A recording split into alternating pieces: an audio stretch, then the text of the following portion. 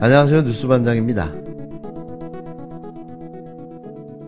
야당이 그 위헌성이 조금도 해소되지 않은 특검 법안을 또다시 일방적으로 처리한 것에 대해 매우 안타깝고 유감스럽게 생각합니다. 이번 특검 법안은 특별검사 후보자 추천권을 대법원장이 행사하는 방식으로 수정되었으나 대법원장이 추천한 후보자가 부적합하다고 판단하면 야당이 무제한으로 비토권을 행사할 수 있게 되어 있습니다. 즉 제3자 추천의 형식적 외관만 갖추었을 뿐 실질적으로는 야당이 특별검사 후보자 추천을 좌지우지할 수 있도록 정하고 있습니다. 또한 기존에 폐기된 특검 법안보다 수사 대상을 일부 축소했다고는 하지만 검찰과 공수처에서 수사 중인 사건에 대해 특별검사를 도입함으로써 특별검사제도의 보충성, 예외성의 원칙을 훼손한다는 본질에는 전혀 변화가 없습니다.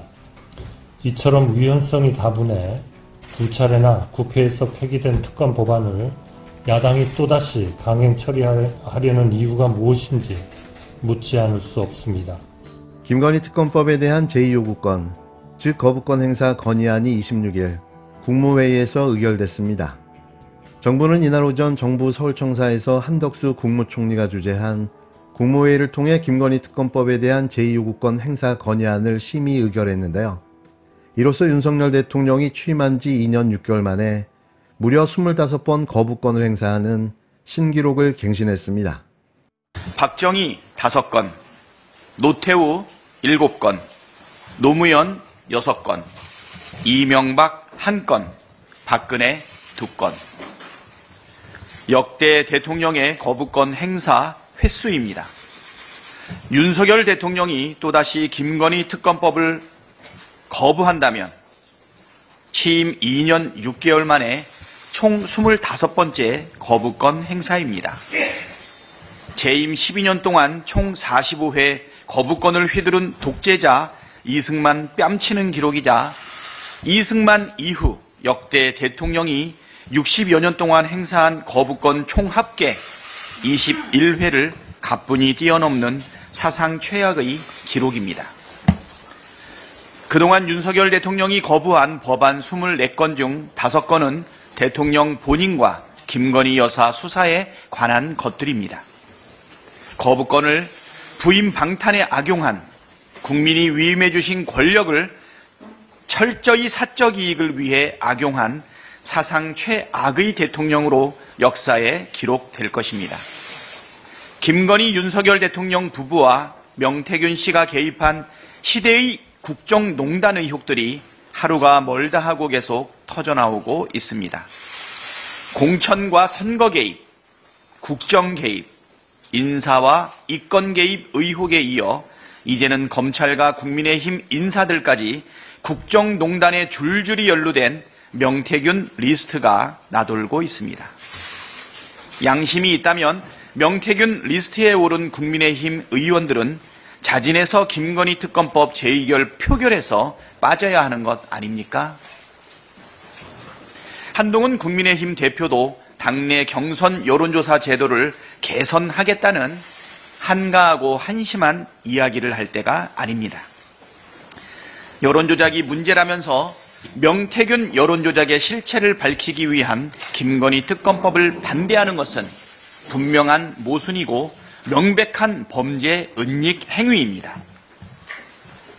한동훈 대표는 본질을 한참 벗어난 엉뚱한 이야기 말고 깔끔하게 김건희 특검에 협조해 주십시오. 특검법 재의결 때 반대표를 던진다면 국민의힘도 정권과 함께 몰락하게 될 것이고 한동훈 대표는 보수 세력 괴멸을 자초한 책임을 져야 할 것입니다. 수십만 명의 국민이 한 달 넘게 김건희를 특검하라고 외치고 있습니다. 국정농단, 악의 축, 윤석열, 김건희 부부를 심판하라고 분노하고 있습니다. 윤석열 대통령이 사는 길도 한동훈 대표가 사는 길도 김건희 특검 수용 외에는 없습니다. 정부가 김건희 특검법에 대한 거부권을 행사해달라고 윤석열 대통령에게 건의했습니다. 야당은 즉각 반발하며 특검에 협조하라고 압박했고 여당은 위헌적인 법안이라며 입장을 거듭 밝혔는데요.